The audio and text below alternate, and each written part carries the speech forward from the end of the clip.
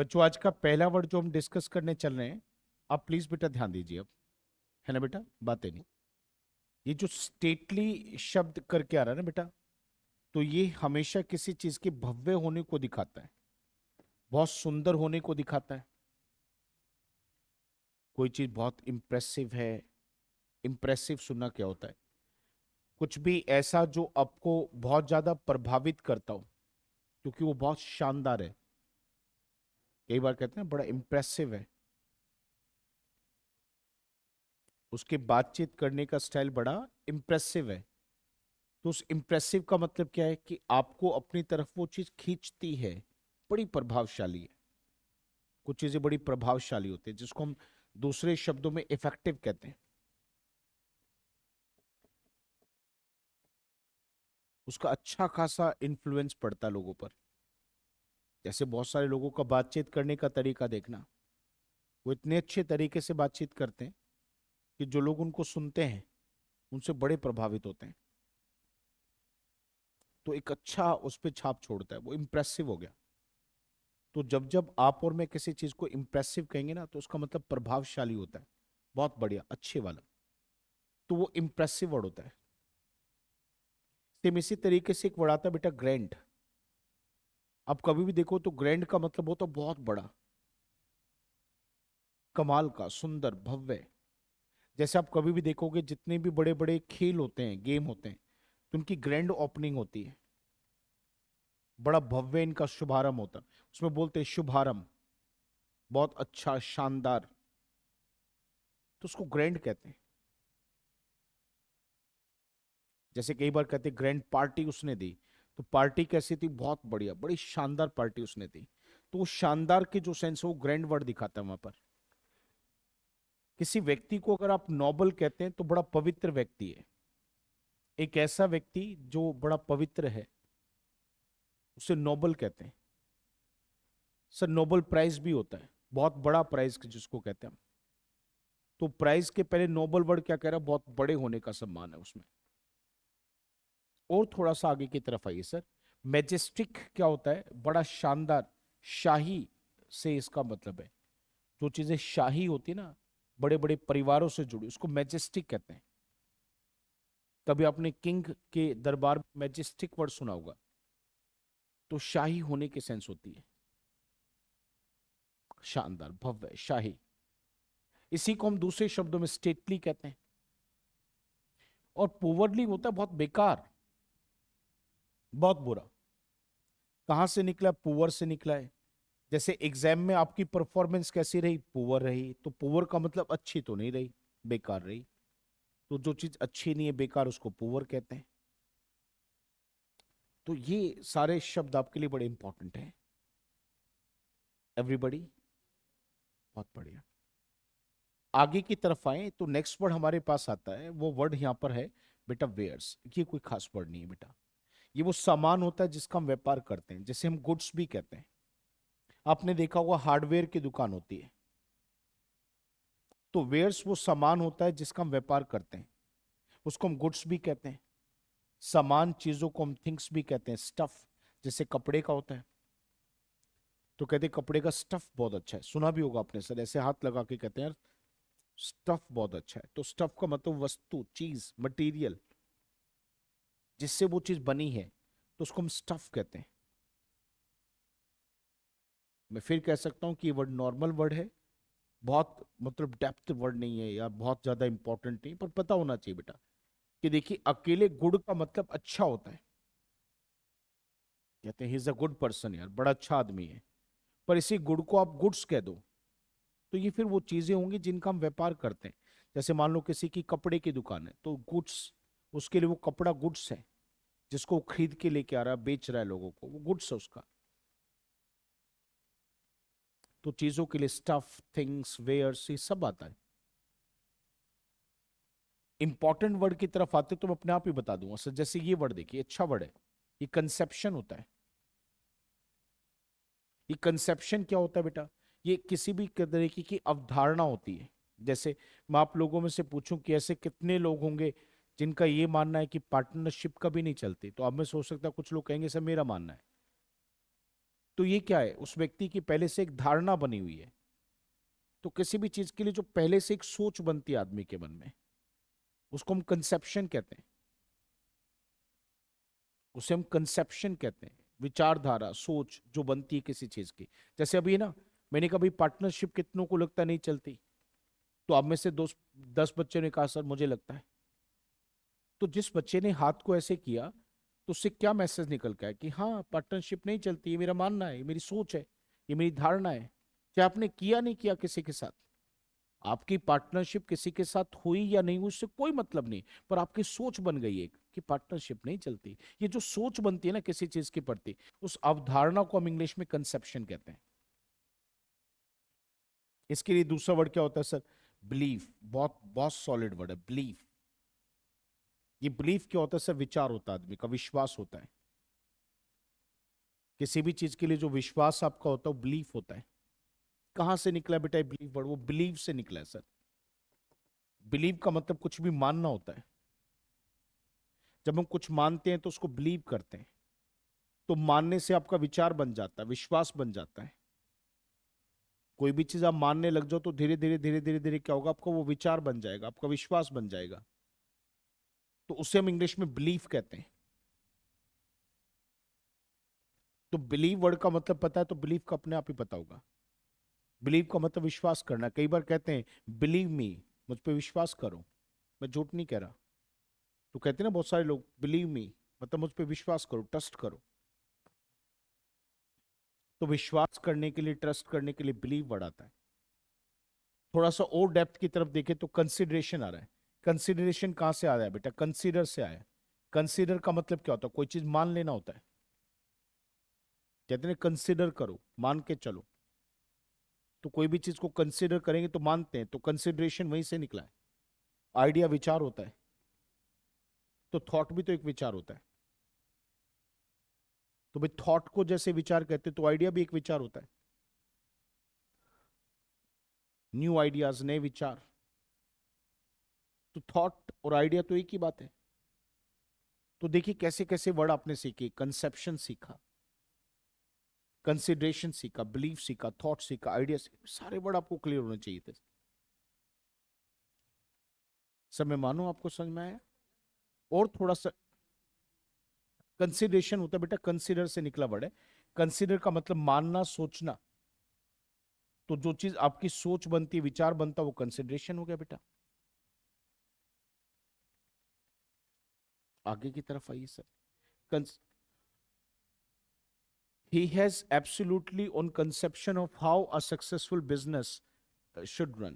तो मतलब क्या है कि उसके पास एक है ना, मतलब कंसेप्शन, विचार ये भी है कि कैसे बिजनेस चलता है, उसमें वो स्ट्रोंग है। ये इसकी सेंस आ रही बेटा। कंसेशन जो होता है बच्चों, ये छूट होती है। किसी भी चीज में जो छूट होती है वो कंसेशन होता है। आपको पता नहीं याद है नहीं याद है, पर हम स्कूल में जब पढ़ते थे तो वहां पे पढ़ते फुल फी कंसेशन। सर वो एप्लीकेशन लिखते थे ना फुल फी कंसेशन की, तो पूरी फीस माफी की। फुल का मतलब पूरा, फी मतलब फीस जो हम स्कूल में देते थे। कंसेशन का मतलब छूट होता है।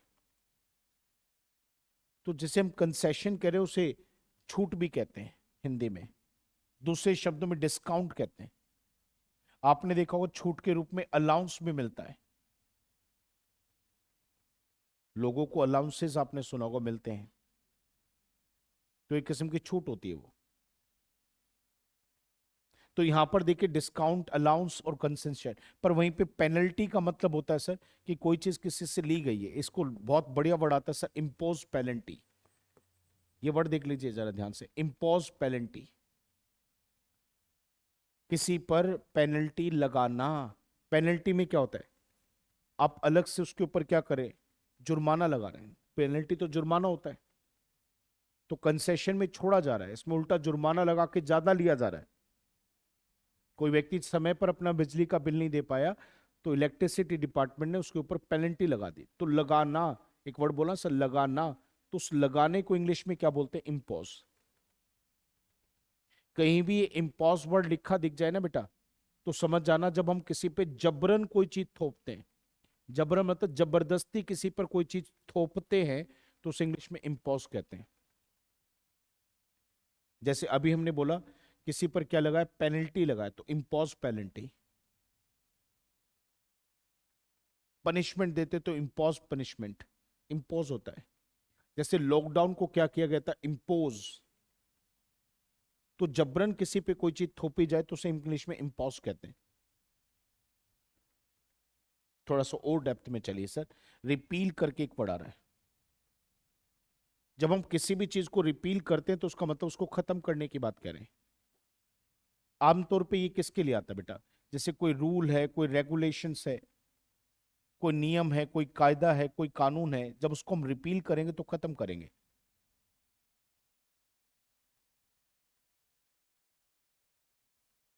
एवरीबडी ये सर। जैसे आजकल तो मूवी चली रही आर्टिकल 370, तो उसको क्या किया गया सर, खत्म किया गया, निरस्त किया गया।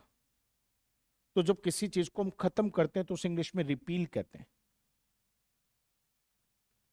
एवरीबडी। तो आप और देखिए बेटा, खत्म करने के लिए दूसरा वर्ड क्या है, जैसे एंड माने कोई चीज का खत्म होना होता है, ऐसे कोई प्रथा होती है, प्रथा, उसको जब हम खत्म करते हैं तो उसको अबॉलिश करते हैं। टर्मिनेट तो जॉब से निकालने के लिए आता बेटा। जैसे आप देखेंगे तो पहले सती प्रथा थी, तो पति के साथ पत्नी को जला, तो वो खत्म हो गया ना सर, अबॉलिश किया गया उसको। जैसे बहुत सारे लोगों का विचार है कि जो डॉरी सिस्टम है, दहेज प्रथा है, वो खत्म हो जानी चाहिए। तो खत्म करने का मतलब है इंग्लिश में अबॉलिश। खत्म करना अबॉलिश होता है। और थोड़ा सा ध्यान से देखिए बेटा, यहाँ पे कैंसिल का मतलब तो रद्द कर देना, खत्म कर देना, जैसे मैच कैंसिल हो गया। एक ध्यान रखना बेटा, कैंसिल के लिए ये वर्ड पेपर में खूब आता है, कॉल ऑफ। किसी भी चीज को जब हम कैंसिल करते हैं तो उसको कॉल ऑफ भी कहते हैं। जैसे मान लो मीटिंग है आज, हमने क्या कहा, मीटिंग खत्म करी, रद्द कर दी। नमस्कार विजय बेटा। जैसे कोई मीटिंग होनी है बेटा, सबका ध्यान बोर्ड पे और आ जाए बेटे, एक बार ध्यान से फील करना। जैसे कोई मीटिंग है और क्या बोले बेटा कि आज मीटिंग नहीं होगी, मीटिंग खत्म करो, तो मीटिंग रद्द कर दी, एक वर्ड बोला रद्द कर दी। तो जिसे हम रद्द करना हिंदी में कहते हैं उसे इंग्लिश में क्या कहते हैं, कॉल ऑफ, या फिर क्या बोलते हैं, कैंसिल। बेटा कई बार है ना, रिफ्यूट क्या होता है, ये मना करने के सेंस में, खंडन कैसा, मना कर रहे हैं, मनाही कर रहे हैं। जैसे देखिए, हम कई बार लोगों पे चार्जेस लगाते हैं, तो बेटे चार्जेस वो आरोप होते हैं किसी व्यक्ति पे जो लगते हैं। तो कई बार क्या होता है, उन आरोपों का हम खंडन करते हैं। जैसे किसी पे कोई आरोप लगा कि आपने ये काम गलत किया, तो उसके बाद कहते हैं नहीं नहीं नहीं, मैंने ऐसा कुछ नहीं करा। तो उसके ऊपर जो आरोप लग रहे हैं वो उनकी, उनको खंडित कर रहे हैं, मना कर रहे हैं, बोले नहीं ऐसा कुछ नहीं है। तो जब हम किसी भी चीज का खंडन करते हैं तो उसे इंग्लिश में रिफ्यूट कहते हैं। रिफ्यूट ऑल द चार्जेस, तो सभी जो चार्जेस लगे उनका खंडन करना, रिफ्यूट हो गया। सर सपोर्ट का मतलब किसी चीज का समर्थन करना होता है। इसे दूसरे शब्दों में कहते हैं बेटा बैक समथिंग या बैक समबडी, बैक समथिंग या बैक समबडी। किसी भी चीज का समर्थन करना होता है बेटा, बैक समथिंग या समबडी।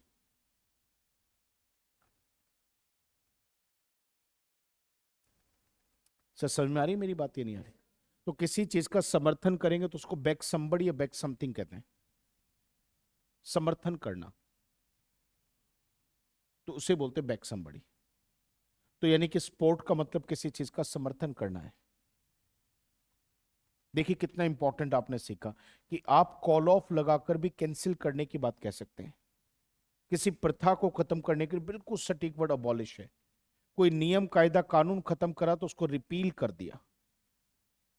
कोई कानून को खत्म किया तो रिपील किया है। थोड़ा सा नीचे की तरफ आएंगे तो एक वर्ड आता है मैकियावेलियन। बेटे एक ऐसे व्यक्ति को कहते हैं जो बहुत धूर्त किस्म का होता है, कपटी होता है, जिसमें छल बहुत है, जो चालाकियां खेलता है। एक ऐसा व्यक्ति जो बहुत बहुत कपटी, छल कपट जिसमें है, बहुत चालाकी खेलने वाला व्यक्ति है। तो बहुत चालाकी खेलने वाले ऐसे व्यक्ति को इंग्लिश में मैकियावेलियन कहते हैं। धूर्त, कपटी, छलिया, हिंदी में भी सुना होगा अपने वर्ड। कुछ लोग ऐसे होते हैं कि बिल्कुल सीधा मुंह पे बोलने वाले होते हैं, बात में कोई लाग लपेट नहीं है सर, जो बात है वो सीधा मुंह पे बोलेंगे, कोई छल नहीं, कोई कपट नहीं, सीधा सीधा स्पष्ट रहकर बातों को कहने वाला व्यक्ति होता है, स्ट्रेट फॉरवर्ड। कभी भी आपको ये कहना पड़े अपने बारे में, मान लो आप इस नेचर के व्यक्ति हैं, जो है तो है, जो बात सच है वो सच है, तो सीधा मुंह पे बोलने वाले आप अगर हैं, बात को घुमाते फिराते नहीं, तो आप इसे सीधा सीधा बोलिए, I am straight forward.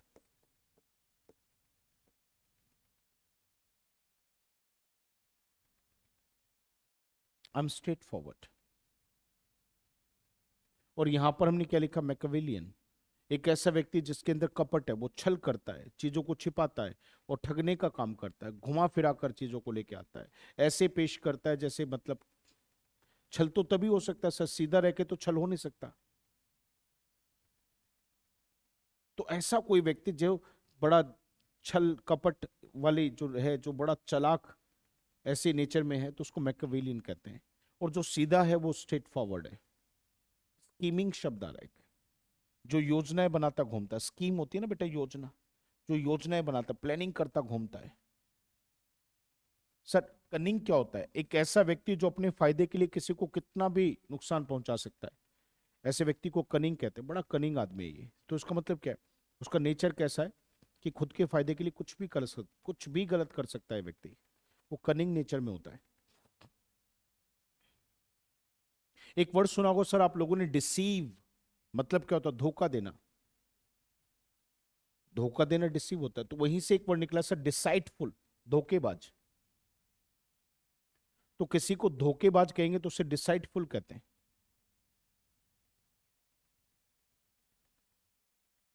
Everybody ये सुनो, ये भी चालाक कपटी होता वैली। क्या ये वर्ड भी आप लोगों को समझ में आया बेटा, अच्छे से क्लियर हुआ? बहुत बढ़िया, शाबाश। डन, चलूं आगे। चलिए सर, मेलस्ट्रॉम आता है, आपने कभी पानी में देखा होगा, तो इस तरीके से भंवर बनता है, कभी देखा आपने, जिसमें नीचे की तरफ जाता है। तो ये जो भंवर होता है ना, पानी के अंदर बनता है, उसको मेलस्ट्रॉम कहते हैं सर। ये मेलस्ट्रॉम होता है। कई बार पूछिएगा, पानी का जो वेव बन के जो करंट बनता है वो अंदर की तरफ जाता है, उसको क्या बोलते हैं? मेलस्ट्रॉम कहते हैं। और भी ऐसे वर्ड है बेटा जो इस भंवर को दिखाते हैं। सर ये भंवर जो पानी का बना उसे मेलस्ट्रॉम कहते हैं। तो और भी ऐसे वर्ड है जो बेटा सेम इस भंवर को दिखाते हैं। तो देखिए, अलग अलग कंट्री के हिसाब से इसके अलग अलग नाम बने। जैसे वर्लपूल, ये वॉशिंग मशीन भी आती है, उसमें भी तो पानी ऐसे ही घूमता है भंवर की तरह। थोड़ा सा और देखिए बेटा, करंट होता है पानी का, हमेशा पानी का जो बहाव होता है उसको करंट कहते हैं। पानी का जो बहाव होता है बेटा वो हमेशा करंट होता है। और थोड़ा सा ध्यान से देखिए, ये वॉर्टेक्स और एडी, ये सब पानी का भंवर होता है। ये अलग अलग कंट्री के हिसाब से इसके नाम पड़े बेटा, अलग अलग कंट्री के हिसाब से इसका नाम पड़ा ये। तो वॉर्टेक्स, एडी, मेलस्टॉर्म, वर्लपूल, पानी का बहाव, करंट, ये सब आपको पता होना चाहिए। ये अगला वर्ड जो बहुत बहुत इंपॉर्टेंट वर्ड है सर, बहुत प्यारा वर्ड है सर, बहुत आता है पेपर में, प्लीज ध्यान से सुनना। पहले इसमें केवल पढ़े ट्रैंक्विल। ट्रैंक्विल का मतलब होता है बिल्कुल शांत, जिसमें कोई हलचल नहीं है, कोई शोर शराबा नहीं, बिल्कुल शांत।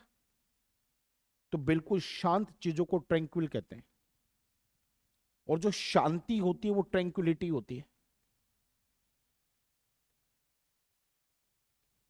जैसे अपनी क्लास को देखिए, बिल्कुल शांत, चुपचाप बैठ के सब पढ़ रहे हैं। तो ये जो शांति होती है उसको ट्रैंक्विलिटी कहते हैं। क्या बोला बेटा हमने? ट्रैंक्विलिटी, शांति को कहते हैं, पीस को। शांति होती है ना, पीस, उसे ट्रैंक्विलिटी। ये नहीं पूछेगा एग्जामिनर, बताओ पीस का मतलब क्या है, सबको पता है शांति होता है सर। वो पूछेगा ट्रैंक्विलिटी का मतलब बताओ क्या होता है, तो ये भी शांति होती है।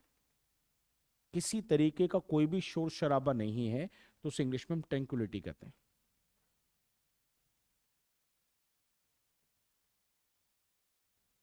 आज का आखिरी वर्ड आ गया बेटा, वर्ड समझ में आया ट्रैंक्विलिटी क्या होता है? बिल्कुल शांति, किसी तरीके का कोई भी शोर शराबा ना हो तो इस वर्ड का प्रयोग करते हैं। सब मेलाप्रोपिज्म होता है।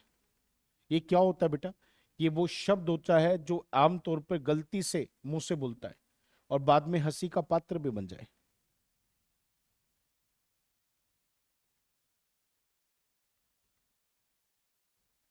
एक ऐसा शब्द जो गलती से आपसे बोल गया और बाद में चल के वो हंसी हंसी का भी पात्र बना, मतलब लोग उस पर हंसे। कई बार होता है ना, आदमी के मुंह से गलत बोल गया कुछ, तो गलत बोल गया तो फिर तो उस पर लोग हंसते भी हैं, उसका मजाक बनता है।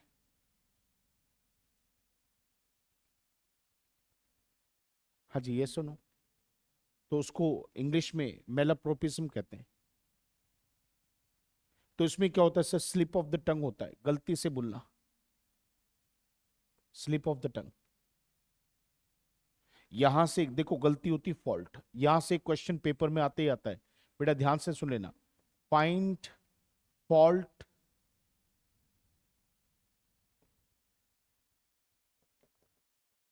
इन नहीं विद होता है। ये पेपर में क्वेश्चन आता है। फाइंड फॉल्ट विद होता है बेटा, इन नहीं होता। मतलब क्या होता है? किसी में कमी निकालना। कहते हैं ना सर, किसी में अरे ये तो ऐसे हैं, वो ऐसा है, वो ऐसा है। तो क्या करें हम? किसी में कमी निकालने का काम। तो जब किसी में कमी निकालते हैं तो उसे इंग्लिश में फाइंड फॉल्ट विद कहते हैं, इन नहीं कहते। जैसे मैंने कहा दूसरों में कमी मत निकालो, तो दूसरों को कहते हैं अदर्स। तो देखो क्या कह रहे हैं, don't find fault with others, यानी कि दूसरों में कमियां मत निकालो। पर पेपर में क्या लिखा है? Don't find fault in others. शायद पढ़ने में भी ठीक लगे आपको इन, पर बेटे वो ठीक नहीं है। किसी में कमी निकालने को फाइंड फॉल्ट विद कहते हैं, इन नहीं कहते।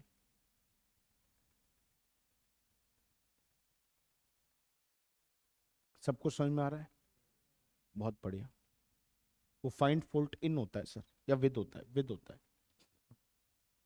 आगे की तरफ चलो बेटा, गलती को तो एरर कहते हैं। फॉक्स पास गलती से बोली हुई चीजें होती है, गलती को मिस्टेक भी कहते हैं। और कोई गलती ऐसी है जो बहुत बहुत स्टूपिड वाली है, बहुत बेसिक गलती है। आमतौर पर ये लैंग्वेज की गलतियां होती हैं, बहुत बेसिक गलतियां।